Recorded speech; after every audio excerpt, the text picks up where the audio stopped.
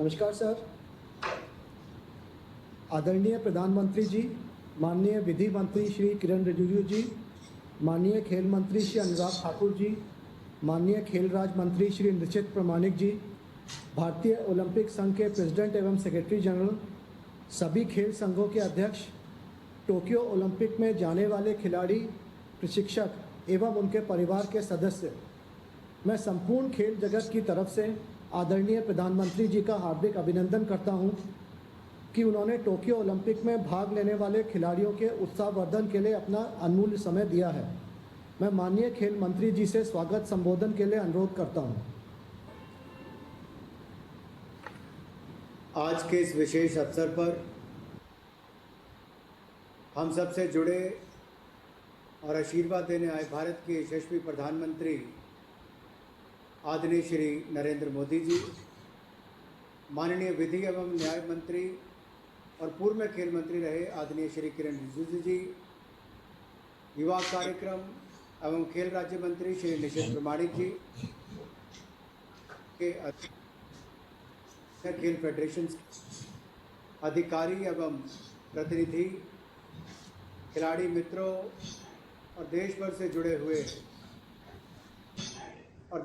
जुड़े हुए खिलाड़ियों के परिजन, भाई और बहनों, मैं यूथ अफेयर्स और खेल मंत्रालय की ओर से आदरणीय प्रधानमंत्री जी का सहर्ष स्वागत करता हूं, अभिनंदन करता हूं, जिन्होंने हर परिस्थिति में हमेशा देश का मार्गदर्शन किया है और आज भी विशेष रूप से टोक्यो ओलंपिक में जा रहे हमारे खिलाड़ियों का मनोबल बढ़ाने, उनका मार्गदर्शन करने और आशीर्वाद देने के लिए हमारे बीच उपस्थित हुए हैं। आदरणीय प्रधानमंत्री जी, मैं आपका विशेष रूप से धन्यवाद करना चाहता हूं कि आपने मुझे युवा कार्यक्रम एवं खेल मंत्रालय की जिम्मेदारी दी है। मैं यहाँ पर उपस्थित सभी officers, coach staff, sports staff को भी धन्यवाद देना चाहता हूँ, जिन्होंने हमारे खिलाड़ियों की तैयारी में कोई कमी नहीं छोड़ी, जिसके बलबूते हमारे यहाँ प्रतिभावान प्लेयर्स टोक्यो ओलंपिक्स में देश का प्रतिनिधित्व करने जा रहे हैं। आपके आदेश पर खेल मंत्रालय ने किसी तरह की कोई कमी खिलाड़ियों की सुविधा में नहीं रखी है। टॉप स्कीम से लेकर डीजीसाई से लेकर खेल मंत्रालय ने हर तरह से प्रयास किया है कि हमारे खिलाड़ियों को सुविधाएं मिले। माननीय प्रधानमंत्री जी, खेल एक ऐसा क्षेत्र है जो बिना किसी भेदभाव, जाति, धर्म, समुदाय के बंधन के 130 करोड़ भारतीयों को एकता के सूत्र से जोड़ता है। देश के 22 राज्यों से 18 खेलों के 126 एथलीट्स टोक्यो ओलंपिक्स में 130 करोड़ भारतीयों का प्रतिनिधित्व करेंगे। माननीय प्रधानमंत्री जी, आपकी खेल के प्रति अभिरुचि, खेलों को बढ़ावा देने की आपकी कार्यशैली, आपके द्वारा खिलाड़ियों को दिया गया प्रोत्साहन हमेशा सराहनीय और प्रेरणादायक रहा है। कोरोना महामारी जैसी विषम परिस्थितियों के दौरान भी आपने खिलाड़ियों का मनोबल नहीं गिरने दिया और समय समय पर आपने खिलाड़ियों से वार्तालाप करके उनका मार्गदर्शन भी किया है और उन्हें जोश से सरोबार भी किया है। जैसा कि हम सब जानते हैं, हाल ही में आपने समस्त देशवासियों से टोक्यो ओलंपिक्स जाने वाले खिलाड़ियों का मनोबल बढ़ाने के लिए चीयर फॉर इंडिया का आह्वान भी किया था और मैं आपके ध्यान में लाना चाहता हूं, देश भर के कोने कोने, लेह लद्दाख से लेकर कन्याकुमारी तक, गुजरात से लेकर अरुणाचल तक लोग सेल्फीज भी खींच रहे हैं, डाल भी रहे हैं, खिलाड़ियों का मनोबल भी बढ़ा रहे हैं। और आज जब आप इस कार्यक्रम के माध्यम से शुरुआत करेंगे, कल से पूरे देश के लोग हमारे ओलंपिक खिलाड़ियों को अपना आशीर्वाद, योगदान, सहयोग देने के लिए और चीयर करने के लिए एकजुट हो जाएंगे। आपके ही इस प्रयासों की वजह से समस्त भारत में ओलंपिक्स के प्रति जागरूकता एवं लगाव और बढ़ गया है। मैं मानता हूं कि आपके कुशल नेतृत्व से हमारे खिलाड़ी अपना परचम लहराने और देश को मेडल दिलाने में जरूर कामयाब होंगे और इस ओलंपिक्स में हमारे खिलाड़ी अपना सर्वोच्च प्रदर्शन करेंगे। मैं अंत में इतना ही कहूंगा सभी खिलाड़ी भाई और बहनों को, जब आप जा रहे हैं तो देखिए देश के प्रधानमंत्री जी आपसे बात करके आपका मनोबल बढ़ा रहे हैं। एक ही संदेश देना चाहता हूं, साथ तुम्हारे पूरा देश, बस तुम आगे बढ़ते जाना, भारत माँ का यही संदेश टोक्यो ओलंपिक में मेडल जीत कर आना। एक बार फिर माननीय प्रधानमंत्री जी का बहुत बहुत आभार, अभिनंदन, धन्यवाद, और सभी खेल संघों का और सभी खिलाड़ियों का बहुत बहुत धन्यवाद। जय भारत, जय हिंद। मैं मैं भारतीय ओलंपिक संघ के अध्यक्ष श्री बत्रा जी से संबोधन करने का अनुरोध करता हूं। Honorable Prime Minister Shri Narendra Modi ji, Honorable Sports Minister Shri Anurag Thakur ji, Honorable Law and Justice Minister Shri Kiran Rijiju ji, Honorable Minister of State for Sport Shri Nishit Pramanik ji, dear athletes and officials, it is an honor and privilege for every member of Indian contingent कि वह Tokyo जाने से पहले अपने देश के प्रधानमंत्री जी से शुभकामनाएं और आशीर्वाद लें। I would like to share with the Honorable Prime Minister कि हमारा जो delegation टोक्यो जा रहा है उसमें 67 male athletes, 52 female athletes, 58 team officials, 43 alternate athletes and other officials और 8 contingent staff, total हमारा contingent 228 का है। भारत के एथलीट 85 मेडल पॉसिबिलिटीज पर compete करेंगे टोक्यो ओलंपिक्स में। सर, भारत का पहला कंटिंजेंट 17 जुलाई 2021 को भारत से टोक्यो के लिए जाएगा, जिसमें 90 एथलीट्स और ऑफिशियल्स होंगे। भारत के एथलीट्स और ऑफिशियल्स जो विदेश में ट्रेन कर रहे हैं वह डायरेक्टली वहीं से टोक्यो जाएंगे। National sports federation, ministry of youth affairs and sports authority India and mission Olympic cell ने जो पिछले 5 साल में सपोर्ट किया है एथलीट्स का ट्रेनिंग के लिए, इंडियन ओलंपिक एसोसिएशन इन सब का तहे दिल से धन्यवाद करना चाहती है। I would also like to credit all our athletes who have personified the meaning of true sports person spirit as they have faced difficult circumstances with courage, determination and intense focus to achieve their goals. Honorable Prime Minister sir, Bharat का पूरा जो Tokyo जा रहा है is looking up to you sir, and the example you have set for us to forge ahead on our path to achieving excellence for India.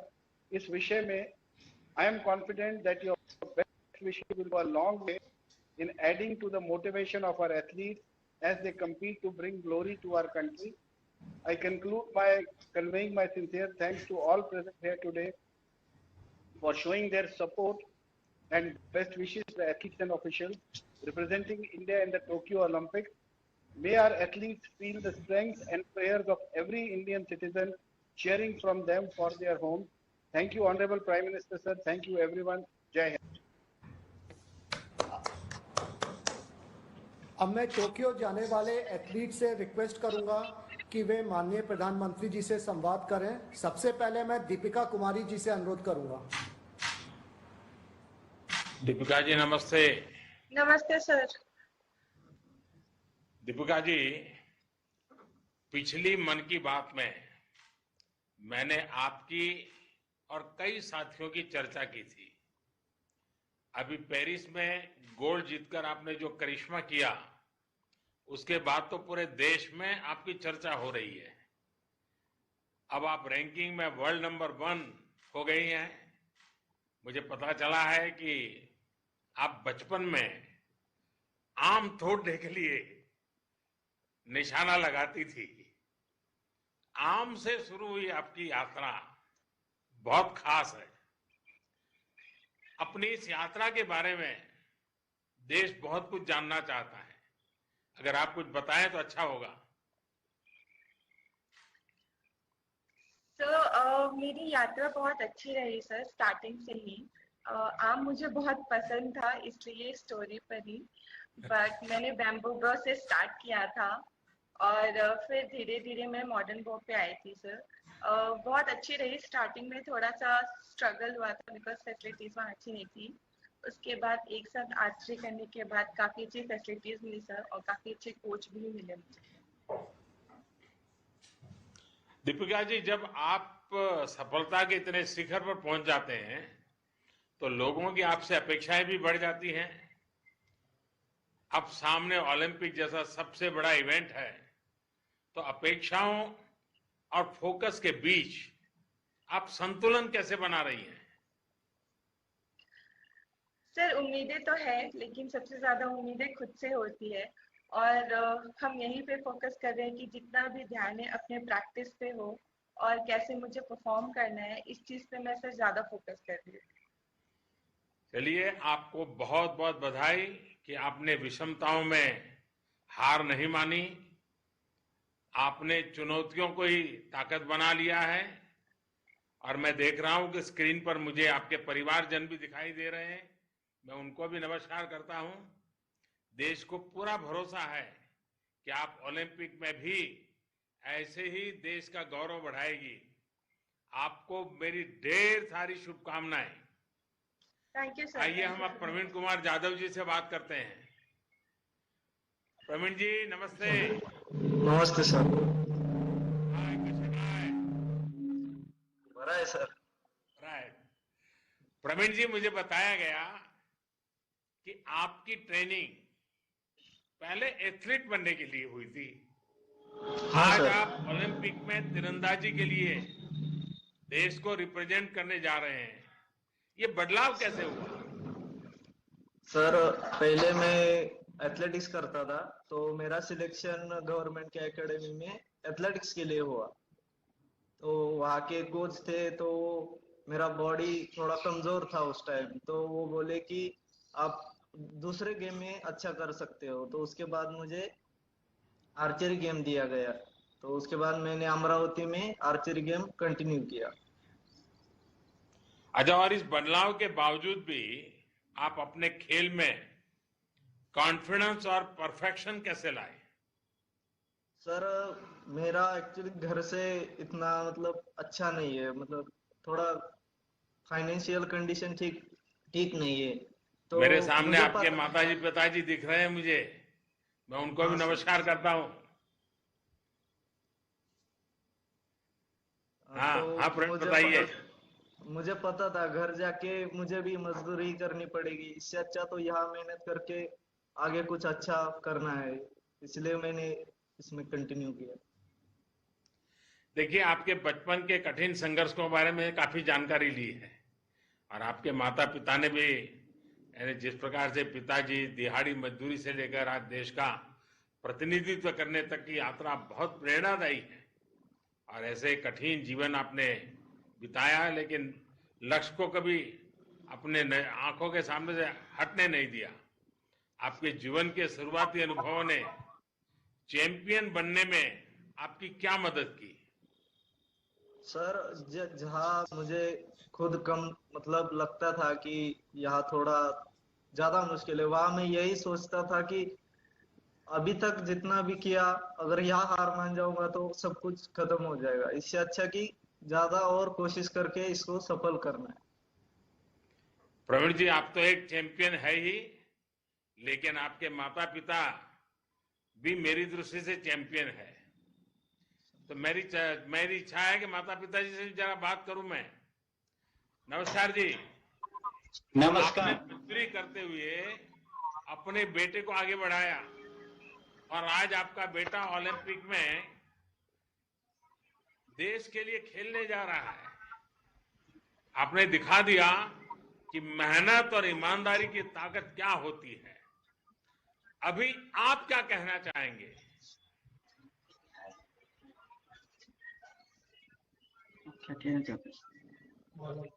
प्रवीणला अजून पुढे जावं. खेळून प्रवीणच्या पाठीमागे 4 मुली आहेत, ते सुद्धा त्यांनी जाऊन पुढे प्रवीण सारखं ऑलिम्पिक घेऊन यावं. वाह! प्रकृती बरी आहेत ना? हा बरे. बरी है। देखिए, आपने साबित कर दिया है कि अगर कुछ करने की चाह हो तो परेशानियां किसी को रोक नहीं सकती। आपकी सफलता से ये भी स्पष्ट हो गया कि ग्रास रूट स्तर पर अगर सही चयन हो तो हमारे देश की प्रतिभा क्या नहीं कर सकती। प्रवीण, आपको बहुत बहुत शुभकामनाएं हैं मेरी। और फिर से एक बार आपके माता पिताजी को भी प्रणाम है। और जापान में जमकर खेलिएगा।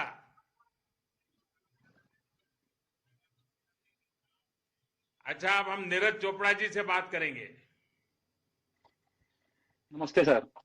नीरज जी, आप तो भारतीय सेना में हैं और जी सर। सेना के ऐसे कोने से अनुभव है, जो अनुभव, वो कौन सी ट्रेनिंग है जिसने आपको खेल में इस मुकाम तक पहुंचने में मदद की? सर देखो, मेरा शुरू से ही एक था कि मुझे भारतीय सेना बहुत पसंद थी और मैं 5-6 साल खेला। उसके बाद मुझे भारतीय सेना ने ज्वाइन करने के लिए बोला, तो मुझे काफी खुशी हुई। फिर मैंने भारतीय सेना को ज्वाइन किया और उसके बाद से मैं अपना गेम में फोकस कर रहा हूँ और भारतीय सेना मुझे जितनी फैसिलिटी और जो मुझे चाहिए और जो भारत सरकार सब कुछ मुझे प्रोवाइड कर रहे हैं और मैं अपना पूरा मन लगा के मेहनत कर रहा हूँ। नीरज जी, मैं आपके साथ साथ आपके पूरे परिवार को भी देख रहा हूं, आपके परिवार को भी मैं प्रणाम करता हूं। नीरज जी, मुझे ये भी बताया गया है कि आपको इंजरी हो गई थी, लेकिन फिर भी आप इस साल अपने राष्ट्रीय रिकॉर्ड बना दिया है। आपने अपना मनोबल, अपनी प्रैक्टिस को, ये सब कैसे संभाले रखा? मैं मानता हूं सर कि जो इंजरी है वो एक स्पोर्ट्स का पार्ट है। तो जो मैंने 2019 में काफी मेहनत की थी, उस साल वर्ल्ड क्या चैंपियनशिप थी आपको हमारी तो, और आपको स्पोर्ट्स की इंजरी में भी स्पोर्ट्स पर स्पिरिट दिखता है? सर क्योंकि हमारा यही सफर है, कुछ साल का हमारा करियर होता है और हमको अपने आप को मोटिवेट करना होता है। तो मेरा एक साल इसकी वजह से खराब हो गया था क्योंकि मैंने तैयारी काफी की थी वर्ल्ड चैंपियनशिप के लिए और एशियन चैंपियनशिप के लिए, लेकिन इंजरी की वजह से वो उसमें दिक्कत होगी। फिर मैंने अपना पूरा फोकस ओलंपिक पे किया और अब दोबारा से कम बैक किया अच्छे से। मैंने फर्स्ट कंपटीशन खेला, उसमें ही ओलंपिक क्वालिफाई कर दिया था।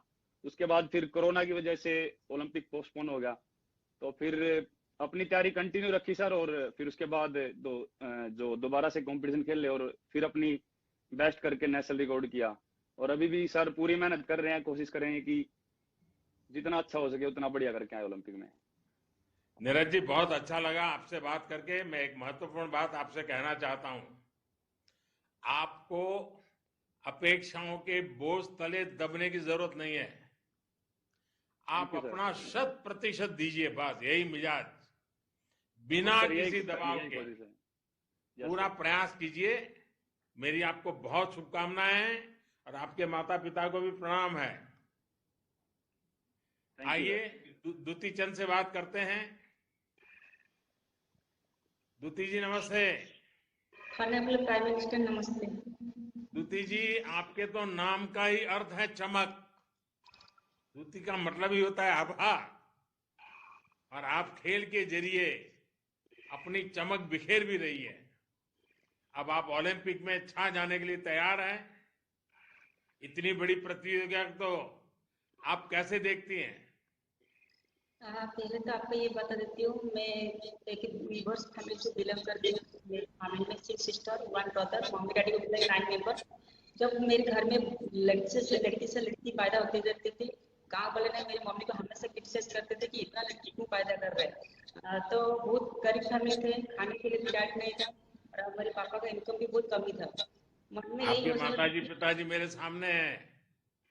जी, तो मेरा मन में वही था कि मैं अच्छा खेलूंगी तो देश के लिए नाम रोशन करूंगी, गवर्नमेंट सेक्टर में मुझे जॉब मिल जाएगा और जॉब में जो पगार रहेगा इसमें मेरा फैमिली का सिचुएशन बदल सकती हूँ। तो आज स्पोर्ट्स के वजह से आज मैंने बहुत कुछ बदला है मेरी लाइफ को, मेरी फैमिली को।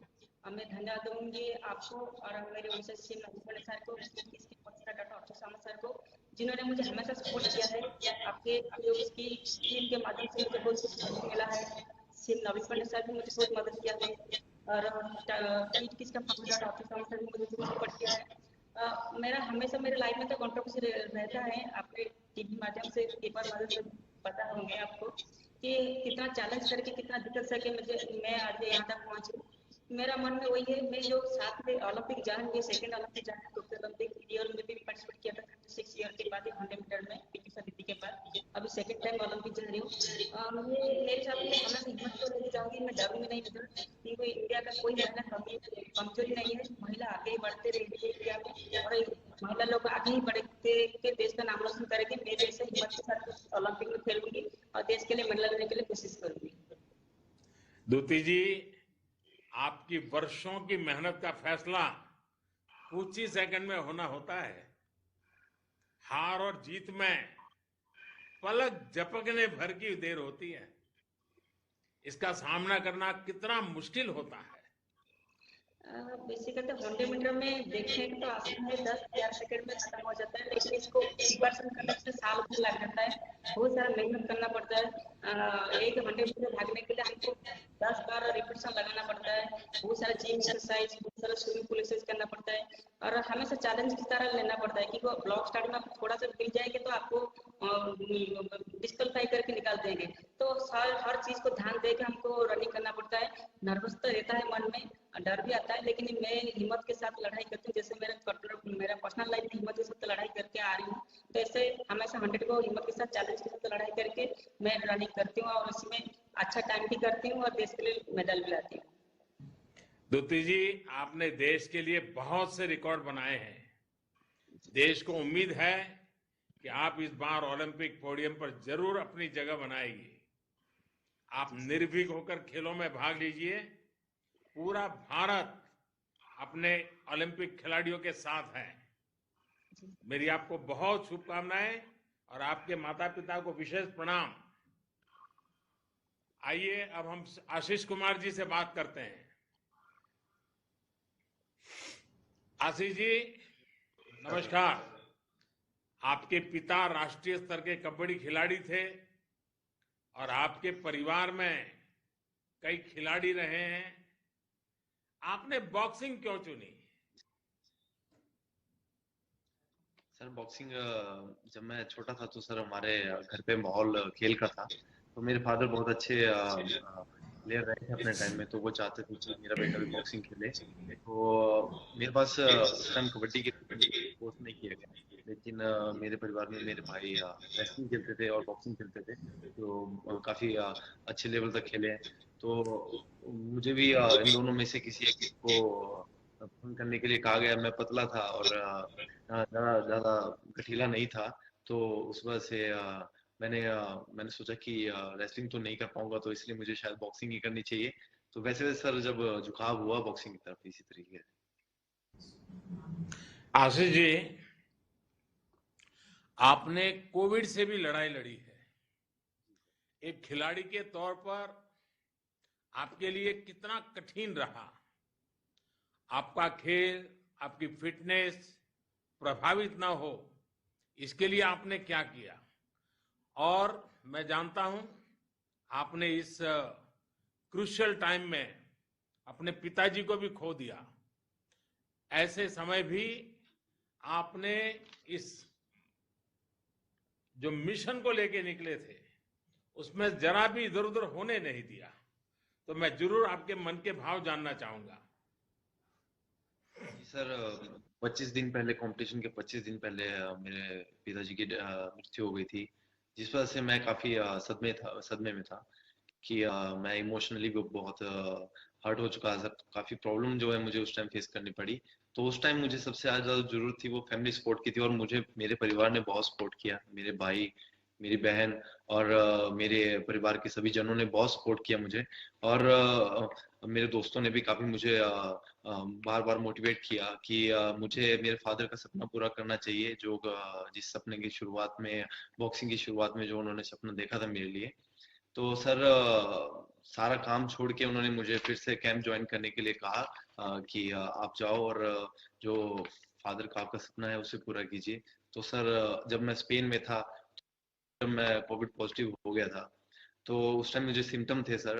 तो कुछ दिन मुझे सिम्टम रहे वहाँ पे, लेकिन सर वहाँ पे फैसिलिटी थोड़ी मेरे लिए स्पेशल करवाई गई, और जो हमारे टीम डॉक्टर थे डॉक्टर करण, जो उन्होंने, उनके साथ रेगुलरली कांटेक्ट में था मैं, और स्टाफ के साथ भी कांटेक्ट। तो प्रैक्टिस के लिए मेरे वहाँ पे स्पेशल जो है स्पेस जो है एक अवेलेबल करवाया गया था सर, जहाँ पे मैं प्रैक्टिस करता था, थोड़ी फिटनेस रहता था। लेकिन फिर भी सर काफी टाइम लग गया रिकवरी के लिए कोरोना से। तो रिकवरी के लिए काफी टका। फिर जब मैं वापस इंडिया आया सर, तो फिर जब मैं कैंप में रिटर्न हुआ, तो वहाँ पे मेरे कोचेज और सपोर्टिंग स्टाफ ने बहुत मेरी हेल्प की। धर्मेंद्र सिंह यादव मेरे कोच हैं, उन्होंने मुझे बहुत बहुत हेल्प की उन्होंने रिकवरी के लिए, और मेरी गेम में फिर से, मेरे रिदम में मेरे को फिर से वापस लाने के लिए। आशीष जी, आपके परिवारजनों को भी मैं प्रणाम करता हूं। और आशीष जी, आपको याद होगा सचिन तेंदुलकर जी एक बड़ी महत्वपूर्ण खेल खेल रहे थे और उसी समय उनके पिताजी का स्वर्गवास हुआ था, लेकिन उन्होंने खेल को प्राथमिकता दी और खेल के माध्यम से अपने पिता को श्रद्धांजलि दी। आपने भी वैसी ही कमाल की है। आपने आज अपने पिताजी को खोने के बावजूद भी देश के लिए, खेल के लिए पूरा मन वचन एक प्रकार से जुट गए हैं। आप सचमुच में, आपका उदाहरण बड़ा प्रेरक है। आप एक खिलाड़ी के तौर पर हर बार विजेता साबित हुए हैं। इसके साथ ही एक व्यक्ति के तौर पर आपने शारीरिक और भावनात्मक चुनौतियों दोनों पर विजय प्राप्त की है। आपसे पूरे देश को बहुत उम्मीद है। हमें विश्वास है कि ओलंपिक के प्लेटफॉर्म पर भी आप अच्छा प्रदर्शन करेंगे। मेरी तरफ से आपको बहुत शुभकामनाएं हैं। आपके परिवारजन को भी मेरा प्रणाम है। धन्यवाद। आइए, हम सबका परिचित चेहरा है, परिचित नाम है, हम मैरी कॉम से बात करते हैं। मैरी कॉम जी, नमस्ते। प्रणाम। नमस्ते सर। आप तो ऐसी खिलाड़ी है जिनसे पूरा देश प्रेरणा लेता है। इस ओलंपिक दल में भी बहुत से खिलाड़ी ऐसे होंगे जिनके लिए आप स्वयं भी एक आदर्श रही है। अगर वो भी आपको फोन करते ही होंगे, और अगर फोन करते हैं तो आपको क्या पूछते हैं?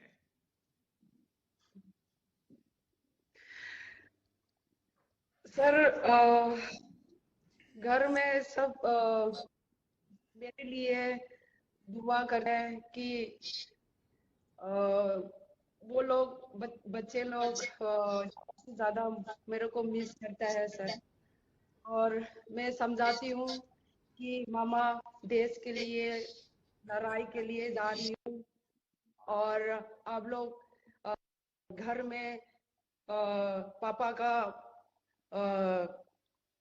उसका जो भी बोल रहा है उसको फॉलो करना है, और घर में आप लोग प्यार से रहना है, बाहर नहीं निकलना है। कोविड की वजह से सर वो लोग भी बहुत घर में बोरिंग हो जा रहे हैं, ऑनलाइन क्लासेस ले रहा है, लेकिन इतना ओपन नहीं हो रहा है। बच्चों लोग का खेल कूद बहुत पसंद करता है सर। दोस्त लोग खेलने में भी बहुत अच्छा करता है, अच्छा हो रहा है, लेकिन इस बार कोविड वजह से सारे दोस्त लोग से भी दूर हो रहा है। और मैं बोला ये मामले में हम लोग फाइट करना है, अच्छा रहना है और सुरक्षित रहना है, सेफ्टी रहना है। और मैं भी देश के लिए लड़ाई के लिए जा रही हूँ, और मैं चाहती हूँ कि आप सुरक्षित रहो और मैं भी सुरक्षित रहे, और देश के लिए अच्छा करने के लिए मैं कोशिश करती हूँ। यही बात होती है सर। मेरे सामने दिख रहे हैं सब लोग। अच्छा, वैसे तो आप हर पंच में चैंपियन है, लेकिन आपका सबसे फेवरेट पंच कौन सा है? जॉब, हुक, अपरकट या कुछ और ये भी बताइएगा कि ये पंच क्यों आपका फेवरेट है? सर, मेरा फेवरेट पंचेस तो ये मेरा स्ट्रांग साउथ पोल है, तो मेरा सबसे फेवरेट है सर। तो इसमें कोई भी लोग को मिस नहीं कर पाते हैं, लगना ही तो लगना ही है बस। मैं जानना चाहता हूं कि आपका फेवरेट खिलाड़ी कौन है? सर, मेरा फेवरेट खिलाड़ी तो बॉक्सिंग में सर हीरो है, इंस्पिरेशन है, मोहम्मद अली है सर। उससे मेरे को इंस्पायर होके बॉक्सिंग चुना हूँ सर। मैरी कॉम जी, आपने बॉक्सिंग की करीब करीब हर अंतर्राष्ट्रीय प्रतियोगिता जीत ली है। आपने कहीं कहा था कि ओलंपिक गोल्ड आपका सपना है। ये आपका ही नहीं, पूरे देश का सपना है। देश को उम्मीद है कि आप अपना और देश का सपना जरूर पूरा करेगी। मेरी आपको बहुत शुभकामनाएं हैं और आपके परिवारजनों को प्रणाम है। बहुत बहुत आइए धन्यवाद सर पीवी आपका। सिंधु जी से बात करते हैं। नमस्कार सर। सिंधु जी नमस्ते। सिंधु जी, मुझे बताया गया कि आप टोक्यो ओलंपिक से पहले ओलंपिक साइज कोर्ट में प्रैक्टिस करना चाहती थी। अब गोची बावली में आपकी प्रैक्टिस कैसी चल रही है? गच्चीबावली में प्रैक्टिस बहुत अच्छा चल रहा है सर। मैं ये चूज किया क्योंकि अभी ओलंपिक स्टेडियम बहुत बड़ा है और वो एसी और वो शटल कंट्रोल करना बहुत मुश्किल होता है। तो इसीलिए मैं ये सोचा कि ठीक है, अगर वो अच्छा स्टेडियम है तो क्यों, वो अपॉर्चुनिटी है तो क्यों नहीं खेलूं करके फरवरी से उधर प्रैक्टिस कर रही हूँ सर। ऑब्वियसली मैं गवर्नमेंट से परमिशन लिया था सर। ऑब्वियसली ये पैंडेमिक की वजह से वो लोग इमीडिएटली परमिशन देके प्रोटोकॉल्स फॉलो करने के लिए बोला था। तो मैं I am very thankful to them क्योंकि as soon as I asked permission वो लोगों ने परमिशन दे दिया सर। तो इसीलिए मैं सोचा ठीक है, अगर अभी से स्टार्ट किया तो वो बड़ा स्टेडियम में खेलना तो टोक्यो जाने के बाद उतना मुश्किल नहीं होता and I get used to it so quickly. इसीलिए सर। आपके परिवारजन भी मेरे सामने हैं, मैं उनको प्रणाम करता हूं। मुझे याद आता है कि गोपीचंद जी ने एक इंटरव्यू में कहा था कि उन्होंने रियो ओलंपिक के पहले आपका फोन ले लिया था, आपको आइसक्रीम भी खाना अलाउ नहीं किया था। क्या अभी भी आपके आइसक्रीम खाने पर पाबंदी लगी हुई है या कुछ छूट मिली है? सर ऑब्वियसली थोड़ा कंट्रोल करती हूँ सर, क्योंकि एक एथलीट के लिए डाइट बहुत इम्पोर्टेंट है। और अभी ओलंपिक्स है तो तैयारी कर रही हूँ, तो ऑब्वियसली थोड़ा डाइट कंट्रोल तो करूंगी। तो आइसक्रीम उतना नहीं खाती हूँ सर, बस कभी कभी खाती हूँ। देखिए सिंधु जी, माता पिता दोनों खुद स्पोर्ट्स में रहे हैं और इसलिए मेरा मन करता है आज मैं उनसे भी एक बात जरूर करूंगा। आपको नमस्कार। आप ये बताइए, जब किसी बच्चे की रुचि खेल में जाने की हो तो कई पेरेंट्स के लिए बहुत मुश्किल होता है। बहुत सारे लोगों को ढेरों आशंकाएं रहती है। आप ऐसे सभी पेरेंट्स के लिए क्या संदेश देना चाहेंगे? बस सर, पेरेंट्स ये जानना चाहिए कि अगर अपने बच्चे हेल्थ वाइज अच्छे होंगे तो सब कुछ बड़ा होगा, क्योंकि आप थोड़ा खेलेंगे तो आपका हेल्थ अच्छा होगा, ऑटोमेटिकली आपका कंसंट्रेशन बढ़ेगा, हर इश्यूज में आप लोग आगे बढ़ेंगे और जरूर आप ऊपर आ सकते हैं। आप एक सफल खिलाड़ी के माता पिता हैं। अपने बच्चों को स्पोर्ट्स पर्सन बनाने के लिए कैसी पेरेंटिंग करनी होती है? सर पेरेंटिंग तो फर्स्ट पेरेंट्स ही तो डेडिकेट करना चाहिए सर, क्योंकि उनको एंकरेज करना है। We have to motivate them and आप तो जानते हैं गवर्नमेंट तो हर तरह से हर खिलाड़ी को सब फैसिलिटी दे रहे हैं।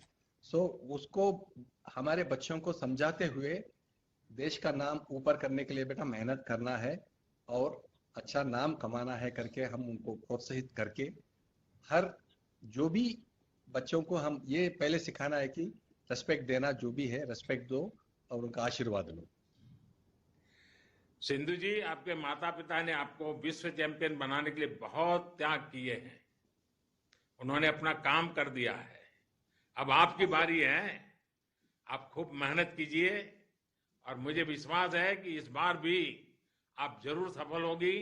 और जब सफलता के बाद मेरा मिलना होता ही आप लोगों से, तो मैं भी आपके साथ आइसक्रीम खाऊंगा।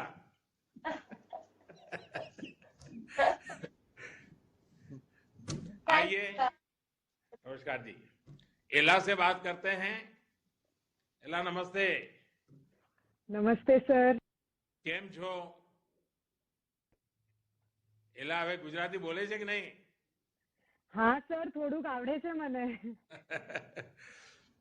एला, मुझे बताया गया कि आप पहले एथलेट्स में जाना चाहती थी, फिर ऐसा क्या ट्रिगर कर गया कि आपने शूटिंग को अपना लिया? सर मैंने एक्चुअली काफ़ी सारे स्पोर्ट्स ट्राई किए थे शूटिंग के पहले। मुझे बचपन से ही स्पोर्ट्स बहुत ही पसंद था। एथलेटिक्स, बैडमिंटन, जूडो वगैरह ट्राई किया था। लेकिन जब मैंने शूटिंग शुरू किया तब मुझे एक बहुत ही ज़्यादा एक्साइटमेंट मिला था इस गेम में, क्योंकि हमको बहुत ज़्यादा स्टेडी रहना होता है, बहुत ज़्यादा कामनेस चाहिए होता है। तो सर बस वो जो कामनेस चाहिए थी वो थी नहीं मेरे पास। तो आई वाज लाइक कि ठीक है, इससे ही बहुत कुछ सीखने मिलेगा मुझे इस गेम से। तो उसी उसी से सर बहुत ज़्यादा लगाव हो गया गेम से। अभी मैं दूरदर्शन पे एक कार्यक्रम देख रहा था, उसमें मैं आपके माताजी पिताजी को सुन रहा था और वो संस्कार धाम में आपने इसका प्रारंभ किया था, इसका पूरा वर्णन कर रही थी और वहां का बड़ा गर्व के वहीं जाकर के वो आपको याद कर रही थी। अच्छा, स्कूल से ओलंपिक तक बहुत सारे युवा आपकी इस जर्नी के बारे में जानना चाहेंगे। देखिए, मैं मणिनगर का एमएलए था और आप मणिनगर में रहते हैं, और जब मैंने खोखरा में मेरे असेंबली सेगमेंट में सबसे पहले स्पोर्ट एकेडमी जुड़ी की तो आप लोग खेलने आते थे। तब तो जो बच्ची थी, और आज मुझे जी सर, उसको देखने के बाद बड़ा गर्व होता है। तो बताइए कुछ अपनी बात। सर मेरी शूटिंग की प्रोफेशनल जर्नी संस्कार धाम से ही शुरू हुई थी। मैं 10th स्टैंडर्ड में थी, तो मॉम डैड का ही कॉल था कि ठीक है आप स्पोर्ट्स ट्राई करके देख लीजिए, अगर आपको इतना इंटरेस्ट है तो कर लीजिए करके उन्होंने बोला था। तो स्पोर्ट्स अथॉरिटी ऑफ गुजरात और gun for glory shooting academy से जो MOU साइन हुआ था सर, तो संस्कार धाम ने उन्होंने district level sports school start किया था। तो पढ़ाई भी उधर ही होती थी, पूरा दिन हमारा ट्रेनिंग भी उधर ही होता था सर।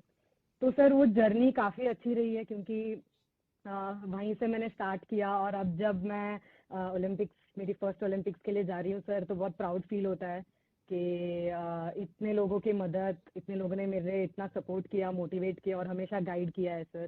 तो काफ़ी अच्छा लगता है सर। एला, अभी आप ग्रेजुएशन कर रही हैं, शूटिंग कैरियर और एकेडमिक्स को आप कैसे बैलेंस करती हैं? सर मैं तो इसके लिए मेरी यूनिवर्सिटी, गुजरात यूनिवर्सिटी जो है, और हमारे कॉलेज भवन आर्ट्स कॉलेज को थैंक्स करना चाहूँगी, क्योंकि सर एक भी टाइम ऐसा नहीं था कि जब उन्होंने मुझसे बोल दिया हो कि नहीं आपको कंपलसरी आके ये चीज़ करनी पड़ेगी। उन्होंने मुझे इतनी छूट दी थी। मेरे लिए एग्ज़ाम्स भी वो लोग स्पेशल अरेंज करवा देते थे, मेरे लिए मेरे सेमिनार्स अलग से रखवा देते थे सर। तो काफ़ी सपोर्ट किया है सर, मेरे पूरी जर्नी में उन लोग ने काफ़ी सपोर्ट किया है, और स्कूल ने भी मुझे काफ़ी सपोर्ट किया है सर। एला, आपकी जनरेशन एम्बिशियस भी है और मैच्योर भी है।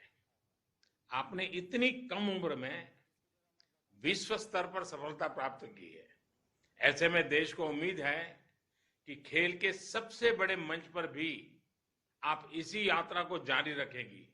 मेरी आपको बहुत शुभकामनाएं हैं, और आपके माताजी पिताजी को भी मेरा प्रणाम है। वणक्कम।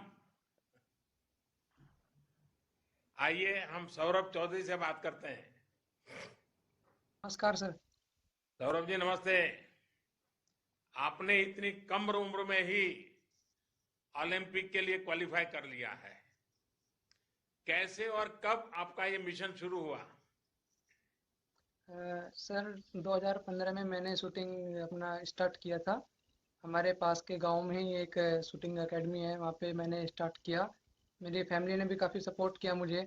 उन्होंने खुद ही कहा कि जब तुझे इतना पसंद है तो ट्राई करना चाहिए। तो मैं वहाँ पे गया, वहाँ पे मैंने ट्राई किया, फिर मुझे अच्छा लगने लगा, धीरे धीरे करते गया। और जैसे जैसे धीरे धीरे करते गए ऐसे ऐसे रिजल्ट अच्छा आता गया, और रिजल्ट अच्छे आते गए, भारत सरकार हमारी मदद करती गई, तो आज हम यहाँ पर हैं सर। देखिए, आपके परिवारजन भी बड़े गर्व के साथ आज मुझे दर्शन हो रहे हैं उनके भी, कि भाई देखिए सौरभ क्या कमाल करेगा। सब उनकी आंखों में बड़ा बड़े सपने दिखाई दे रहे हैं। देखिए सौरभ, मेहनत के साथ साथ शूटिंग में मानसिक एकाग्रता की भी बहुत जरूरत होती है। इसके लिए आप योग वगैरह करते हैं या कुछ और तरीका आपका है जो मुझे भी जानने में खुशी हो और देश के नौजवानों को भी जानने में खुशी होगी? सर मेडिटेशन करते हैं, अपना योगा करते हैं सुबह। और सर शांत रहने के लिए ये तो हमें आपसे जानना चाहिए कि आप इतने बड़े मतलब पूरे हिंदुस्तान को संभाल रहे हो, तो आप उसके लिए क्या करते हो? अच्छा सौरभ, ये बताइए, आपके दोस्त, आपके साथी आपके पास आते हैं कि आपके साथ सेल्फी क्लिक करनी है, तो आपको क्या लगता है? पहले तो नहीं हाँ करते जी, होगे। जब मैं घर पर जाता हूँ तो हमारे गांव में पड़ोस में मेरे जो दोस्त है वो आते हैं, वो सेल्फी लेते हैं, मेरे जो पिस्टल है उसके साथ सेल्फी लेते हैं, काफी अच्छा लगता है। देखिए सौरभ, मेरी बातों से लग रहा है कि आप बहुत ही फोकस है, जो आप जैसे युवा के लिए बहुत अच्छी बात है। शूटिंग में भी इसी फोकस और स्थिरता की जरूरत है।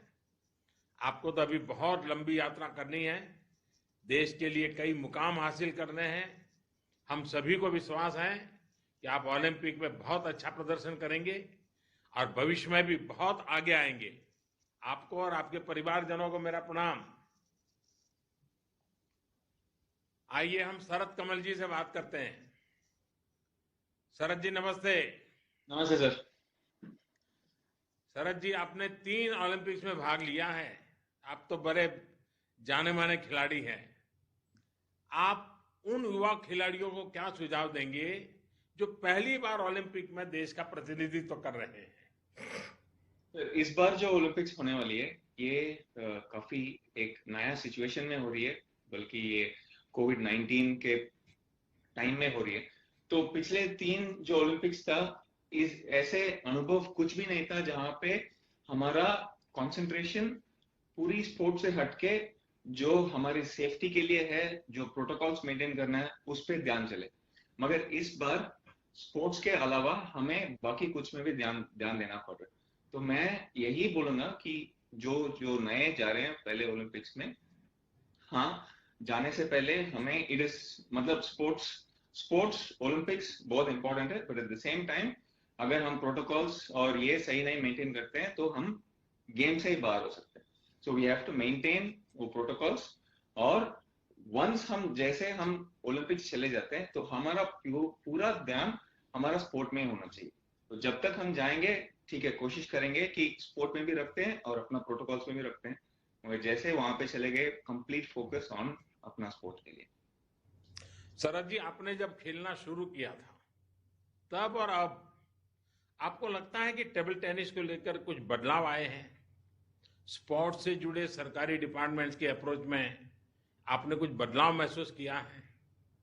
बहुत सारे फर्क हुए हैं सर। जैसे 2006 में जब मैं पहली बार कॉमनवेल्थ के मेडल जीता था, गोल्ड मेडल जीता था, और अब की बात 2018 में जब हम सब मिलके गोल्ड मेडल जीते, जैसे मनिका बात्रा ने भी जीती थी, मतलब 2 first women female Indian table tennis player to win gold medals, तो उन्होंने 2 जीते, हमने भी मेन में 1 जीते, और 8 मेडल जब आए, वो 2006 की और 2018 में बहुत फर्क थी। मेन थिंग यही था कि स्पोर्ट्स एक प्रोफेशनल फील्ड बना था।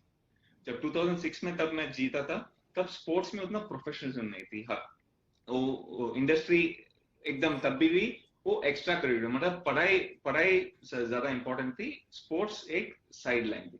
मगर अभी ऐसे नहीं है, बहुत इंपॉर्टेंस दे रहे हैं। पूरा government is giving lot of importance, private organisations भी बहुत सारा इंपॉर्टेंस दे रहे हैं, and at the same time जो अपॉर्चुनिटीज अभी है एक करियर बनाने में, एक प्रोफेशनल बनने में स्पोर्ट्स के बराबर, वो अभी बहुत ज्यादा है। और बहुत सारे बच्चे और बहुत सारे पेरेंट्स को भी वो एक थोड़ा बहुत गारंटी मिलती है, गारंटी से ज्यादा एक कॉन्फिडेंस मिलती है कि मेरा बच्चा अगर स्पोर्ट्स पे भी आएगा तो वो संभाल सकता है, अपना जिंदगी को संभाल सकता है। आई थिंक ये माइंडसेट बहुत अच्छी चेंज है। शरद जी, आपके पास सिर्फ टेबल टेनिस ही नहीं बल्कि बड़े इवेंट्स का बहुत विशाल अनुभव है। मुझे लगता है कि अनुभव आपके काम तो आएगा ही, साथ ही टोक्यो ओलंपिक में भाग ले रही देश की पूरी टीम के काम आने वाला है। आप एक बड़े की भूमिका में इस बार एक प्रकार से पूरी टीम को, एक विशेष भूमिका भी आपके सामने आई है, और मुझे विश्वास है कि खुद के खेल के साथ साथ उस पूरी टीम को संभालने में भी आपका बहुत बड़ा योगदान रहेगा और आप उसे बखूबी निभाएंगे, मुझे पूरा भरोसा है। मेरी आपको बहुत शुभकामनाएं और आपकी टीम को भी आपके स्वजन भी मुझे दिख रहे हैं, उनको भी मेरा नमन। आइए मनिका बत्रा जी से बात करते हैं। मनिका जी नमस्ते। नमस्ते सर। मनिका, मुझे बताया गया है कि आप टेबल टेनिस खेलने के साथ ही गरीब बच्चों को ये खेल सिखाती भी है, उनकी मदद भी करती हैं।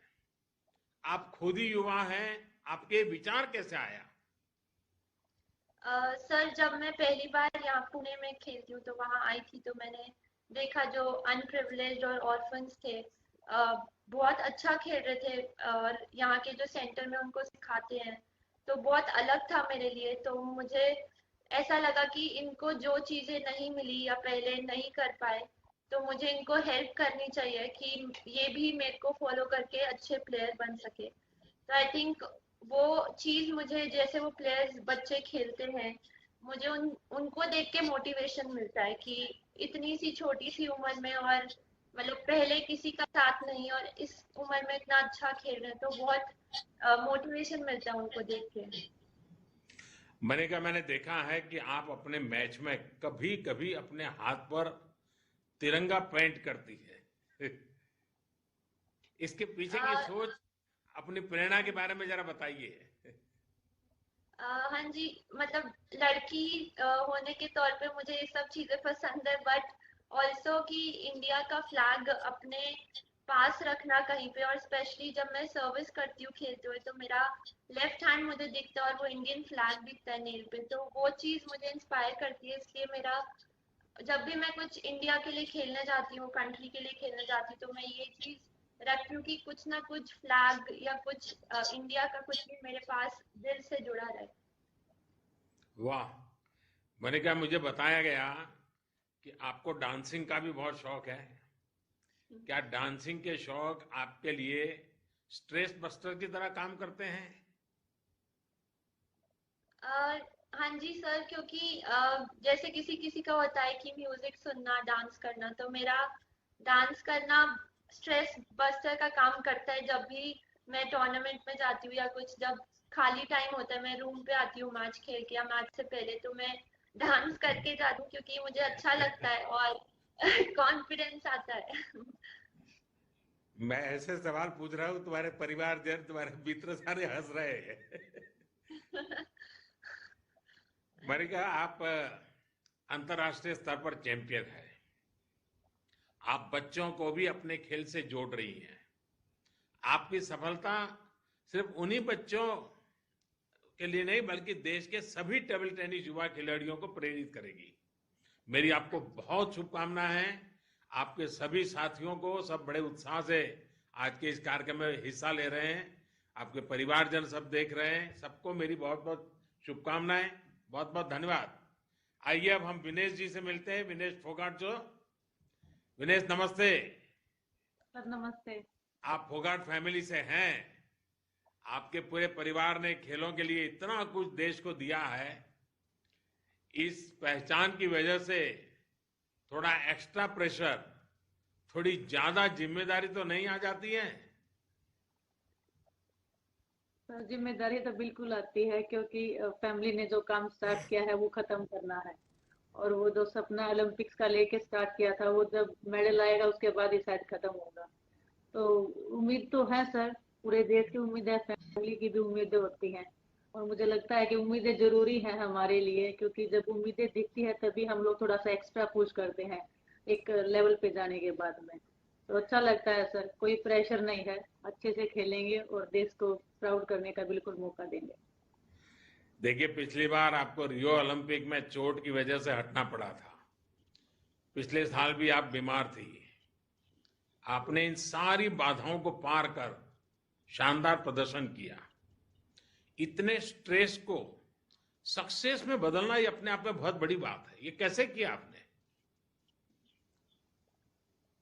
सर डिफिकल्ट होता है काफी, बट वही है कि एज ए एथलीट, हम एथलीट टॉप लेवल पे अगर हमें परफॉर्म करना है तो हमें मेंटली स्ट्रांग रहना पड़ता है। और एज ए एथलीट मैं सोचती हूँ कि हमें ये जरूरी है उस लेवल पे ले जाने के लिए, वो पुश करने के लिए। सो फैमिली का एक बहुत बड़ा रोल रहता है आपके पीछे, तो फैमिली का सपोर्ट रहता है हमेशा। और जो भी हमारी फेडरेशन है या टॉप्स है, साई है, सभी लोग पूरा ईमानदारी के साथ में लगे रहते हैं। तो एक रहता है कि नहीं, उन लोगों को निराश नहीं करना है जो लोग इतना सब हमारे पीछे लगा रहे हैं उम्मीदों के साथ में। तो ऐसे कहीं पे रुकना नहीं है, क्योंकि वो रुकना नहीं है इसीलिए वो हमें पुश कर रहे हैं। वो काफी चीजें हैं सर उस टाइम पे याद आती हैं, तो हम उसके लिए लगे रहते हैं, चाहे इंजरी हो चाहे कोई भी चीज आए। मुझे तो पूरा यकीन है कि आप टोक्यो में बहुत शानदार प्रदर्शन करने वाली है। क्या हम उम्मीद करें कि अब पूरी आप कमी आगे है। आप पर भी एक फिल्म आने वाली है?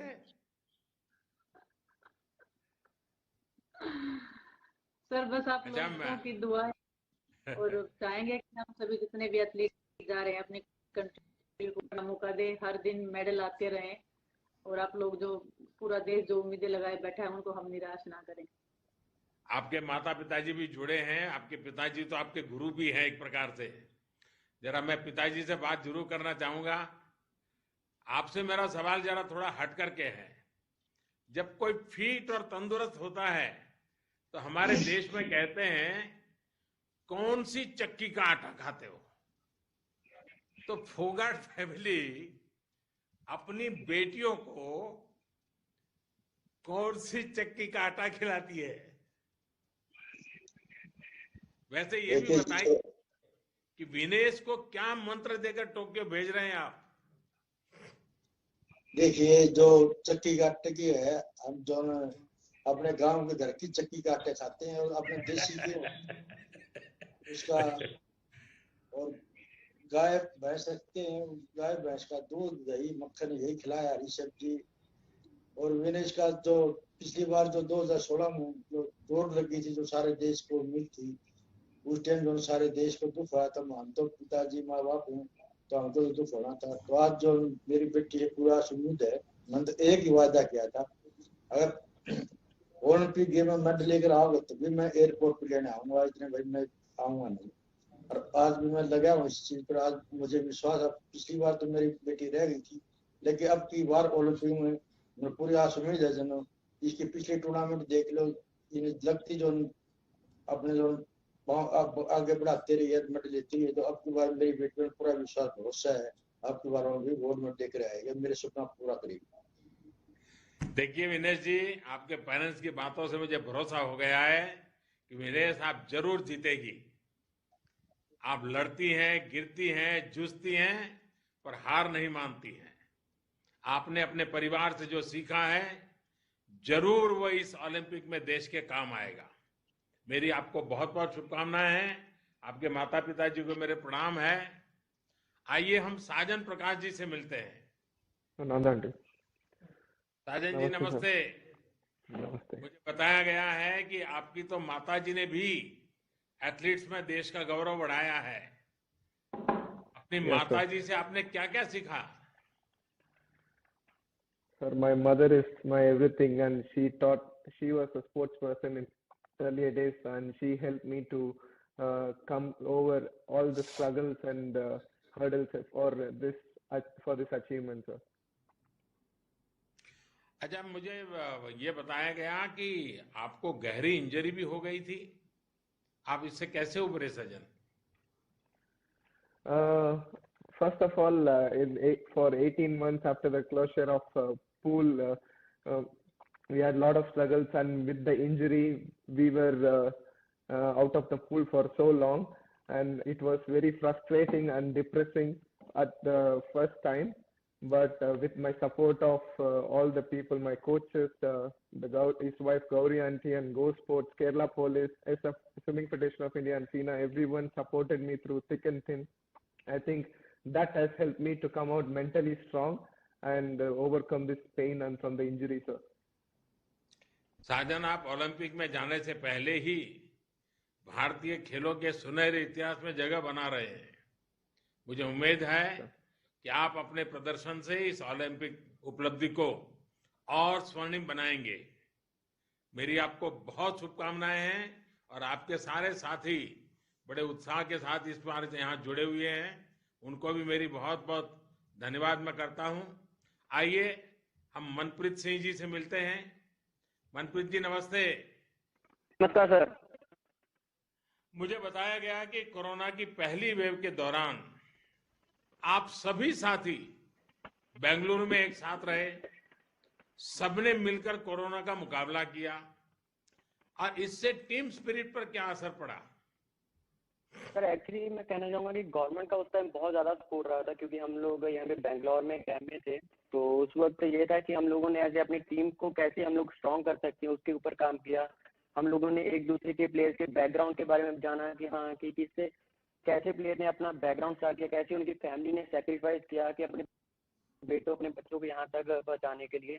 उस चीज़ के बारे में जाना कि हाँ कि इससे क्या है कि हमारी टीम बॉन्डिंग और ज़्यादा स्ट्रॉन्ग होगी। और ये था कि सर हम लोगों ने यही माना था कि हमारे पास अभी एक और साल बाकी है, तो हम लोग अपने आप को और कैसे बेहतर कर सकते हैं। तो हम लोगों ने दूसरी टीम के बारे में स्टडी की, कैसे उनका क्या प्लस पॉइंट्स हैं, क्या वीक पॉइंट्स हैं, कि कहाँ पे हम लोग उनको हर्ट कर सकते हैं। तो ये चीज़ें काफ़ी हमारे लिए हेल्पफुल रही सर। ओलंपिक में हॉकी में हमारे देश का बहुत शानदार इतिहास रहा है।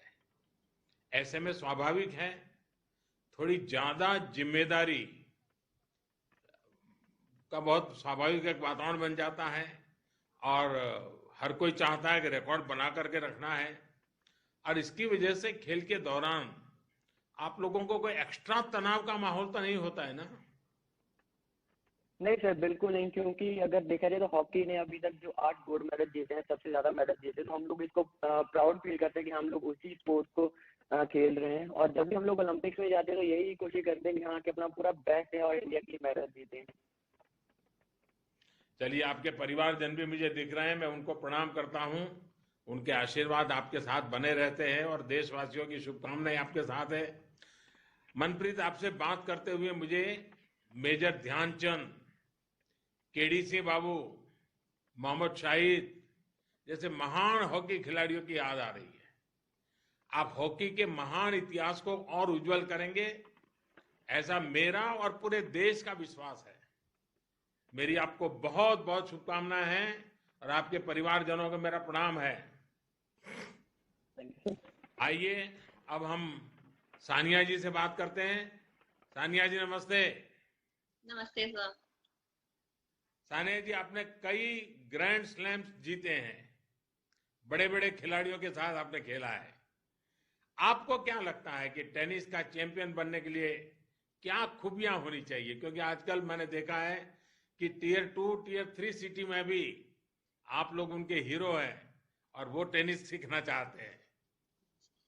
जी सर, आई थिंक टेनिस एक ऐसा ग्लोबल स्पोर्ट है जिसमें जब मैंने स्टार्ट किया था 25 साल पहले, तो जाहिर बात है ज्यादा लोग टेनिस खेलते नहीं थे। लेकिन आज जैसे आप कह रहे हैं, बहुत सारे ऐसे बच्चे हैं जो टेनिस रैकेट उठाना चाहते हैं और जो प्रोफेशनल बनना चाहते हैं और जो बिलीव करते हैं कि वो टेनिस में एक बड़े खिलाड़ी बन सकते हैं। उसके लिए आपको जाहिर बात है मेहनत की जरूरत होती है, सपोर्ट, लगन और बहुत बहुत सारी आई थिंक डेस्टिनी भी एक रोल प्ले करती है इसमें। लेकिन मेहनत के और टैलेंट के बगैर कोई भी चीज में कुछ नहीं होता, चाहे वो टेनिस हो या कोई भी स्पोर्ट हो। और अब फैसिलिटीज भी बहुत अच्छे हो गए 25 साल पहले से अब तक। तो अभी तो बहुत सारे अच्छे स्टेडियम्स बन गए, हार्ड कोर्ट्स हैं। तो मैं उम्मीद यही है कि और बहुत सारे टेनिस प्लेयर निकले इंडिया से इंशाल्लाह। ओलंपिक में आपके साथी अंकिता रैनी के साथ आपकी पार्टनरशिप कैसी चल रही है? आप दोनों की तैयारी कैसी है? अंकिता एक यंग खिलाड़ी है, बहुत अच्छा खेल रही है हाल में और I am very excited to play with her. हम लास्ट ईयर खेले थे फरवरी में जो फेड कप के मैचेस थे और उसमें हमने काफी अच्छा प्रदर्शन किया था। लेकिन we are looking forward to going to Olympics. जैसे मेरा चौथा ओलंपिक्स है, उसका पहला ओलंपिक्स है, तो थोड़ा सा अभी मेरे उम्र के साथ यंग पैरों की जरूरत है, तो आई थिंक वो प्रोवाइड कर सकती है। सानिया, आपने पहले भी स्पोर्ट्स के लिए सरकारी विभागों में कि उसके कामकाज को भलीभांति देखा है। पिछले 5-6 साल में आपको क्या बदलाव महसूस हुआ है? जैसे मैंने कहा, आई थिंक 5-6 साल ने अब जब से हमारे पास कॉमनवेल्थ गेम्स हुआ है सर, तब से आई थिंक कि बिलीफ जो आ गया है कि हमारे कंट्री में से क्रिकेटर्स के अलावा भी बहुत सारे ऐसे स्पोर्ट्स पर्सन हैं जो देश के लिए नाम कमाते हैं और देश के लिए बहुत अच्छे देश को बहुत अच्छे मुकाम पे पहुंचाते हैं। आई थिंक वो बिलीव धीरे धीरे लास्ट 5-6 साल में और भी बढ़ गया है। और आप तो गवर्नमेंट और से हमें हमेशा ही सपोर्ट मिलता है। मैं आपसे जब पर्सनली मिली हूँ, आपने हमेशा मुझे यही कहा है कि आप हर चीज में साथ देंगे। तो इसी तरह 5-6 साल में बहुत कुछ, और लास्ट ओलंपिक से अब ओलंपिक्स तक भी काफी सारा फर्क है। मैं 2 साल ऑफ थी, जाहिर बात है, जब मेरा बच्चा हुआ था, तो लेकिन तब से लेके अब तक मैं जो लास्ट ईयर से आई हूँ, मुझे बहुत सारा फर्क नजर आया। सानिया, आप चैंपियन भी हैं, फाइटर भी हैं। मुझे उम्मीद है कि आप इस ओलंपिक में ज्यादा बेहतरीन और सफल खिलाड़ी बनकर उभरेगी। मेरी आपको बहुत बहुत शुभकामनाएं हैं। आपसे बात करके मुझे बहुत अच्छा लगा। वैसे सभी से बात नहीं हो पाई, लेकिन आपका जोश, आपका उत्साह पूरे देश के सभी लोग आज महसूस कर रहा है। कार्यक्रम में मेरे साथ उपस्थित देश के खेल मंत्री श्रीमान अनुराग ठाकुर जी, अब से कुछ दिन पहले तक खेल मंत्री के रूप में आप सबके साथ बहुत काम किया है। ऐसे हमारे वर्तमान कानून मंत्री श्रीमान किरण रिजिजू जी, खेल राज्य मंत्री हमारे यंगेस्ट मिनिस्टर हैं हमारी टीम के श्रीमान निशित प्रामाणिक जी, स्पोर्ट्स से जुड़ी संस्थाओं के सभी प्रमुख, उनके सभी सदस्य, और टोक्यो ओलंपिक में हिस्सा लेने जा रहे सभी मेरे साथियों, सभी खिलाड़ियों के परिजन। आज हमारी वर्चुअल बातचीत हुई है, लेकिन मुझे और अच्छा लगता यदि मैं आप सभी खिलाड़ियों को यहां दिल्ली के अपने घर में होस्ट करता, आप लोगों से रूबरू मिलता। इसके पहले मैं हमेशा करता रहा हूं और मेरे लिए वो अवसर बड़ा उमंग का अवसर रहता है, लेकिन इस बार कोरोना के कारण वो संभव नहीं हो पा रहा है। और इस बार आधे से अधिक खिलाड़ी हमारे पहले से विदेशों में उनकी ट्रेनिंग चल रही है, लेकिन वापस आने के बाद मैं आपको वादा करता हूं आप सबके साथ मैं जरूर सुविधा के अनुसार समय निकाल करके मिलूंगा। लेकिन कोरोना ने बहुत कुछ बदल दिया है।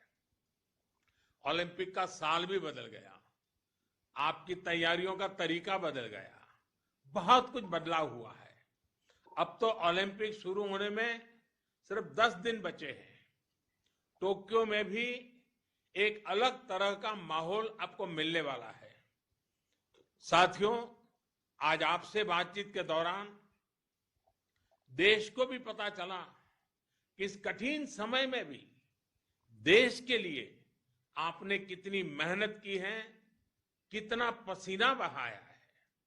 पिछली मन की बात में मैंने आप में से कुछ साथियों के इस परिश्रम की चर्चा भी की थी। मैंने देशवासियों से आग्रह भी किया था कि वो देश के खिलाड़ियों के लिए, आप सभी के लिए चीयर करें, आपका मनोबल बढ़ाएं। मुझे ये देखकर आज खुशी होती है कि देश आपको चीयर कर रहा है। हाल के दिनों में #cheer for India के साथ कितनी ही तस्वीरें मैंने देखी हैं। सोशल मीडिया से लेकर देश के अलग अलग कोनों तक पूरा देश आपके लिए उठ खड़ा हुआ है।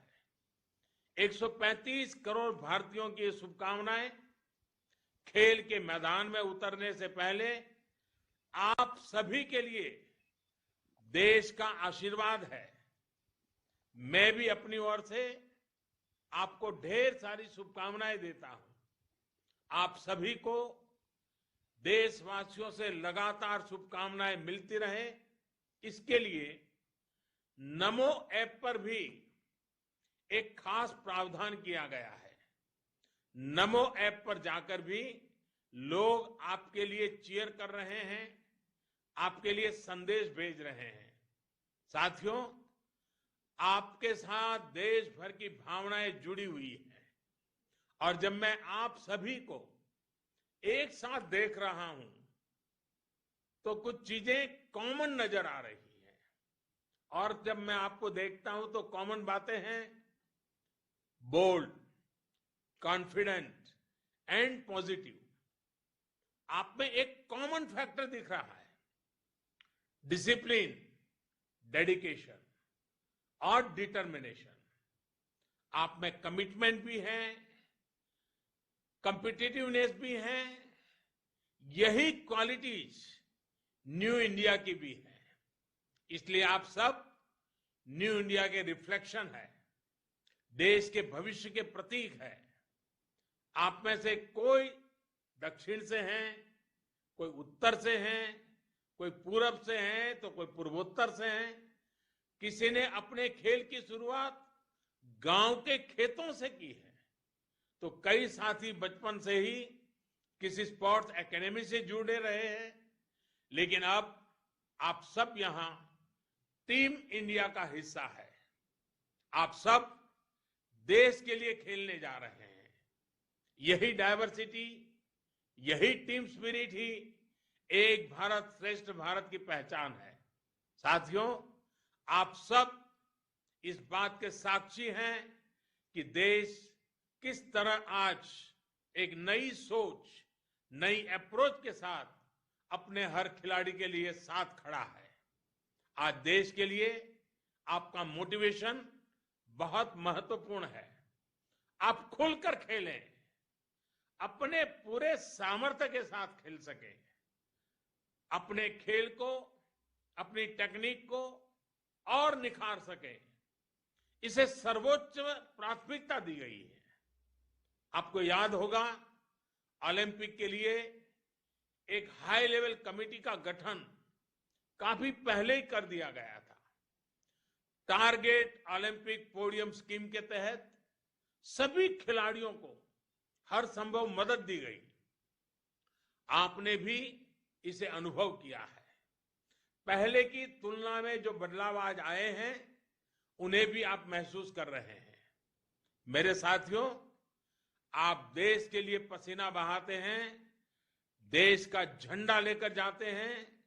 इसलिए ये देश का दायित्व है कि आपके साथ डटकर खड़ा रहे। हमने प्रयास किया है खिलाड़ियों को अच्छे ट्रेनिंग कैंप्स के लिए, बेहतर इक्विपमेंट के लिए। आज खिलाड़ियों को ज्यादा से ज्यादा इंटरनेशनल एक्सपोजर भी दिया जा रहा है। स्पोर्ट्स से जुड़ी संस्थानों में आप सबके सुझावों को सर्वोपरि रखा, इसीलिए इतने कम समय में इतने बदलाव आ पाए हैं। साथियों, जैसे खेल के मैदान में मेहनत के साथ सही स्ट्रेटेजी जुड़ जाती है तो जीत पक्की हो जाती है। यही बात ग्राउंड के बाहर भी लागू होती है। देश ने खेलो इंडिया और फिट इंडिया जैसे अभियान चलाकर मिशन मोड में सही स्ट्रेटेजी में काम किया, तो परिणाम भी आप देख रहे हैं।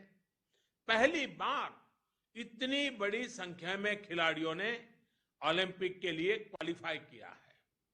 पहली बार इतने ज्यादा खेलों में भारत के खिलाड़ी हिस्सा ले रहे हैं। कई खेल ऐसे हैं जिनमें भारत ने पहली बार क्वालिफाई किया है। साथियों, हमारे यहां कहा जाता है, अभ्यासात जायते नृणाम द्वितीया प्रकृति ही, अर्थात हम जैसा अभ्यास करते हैं, जैसा प्रयास करते हैं, धीरे धीरे वो हमारे स्वभाव का हिस्सा हो जाता है।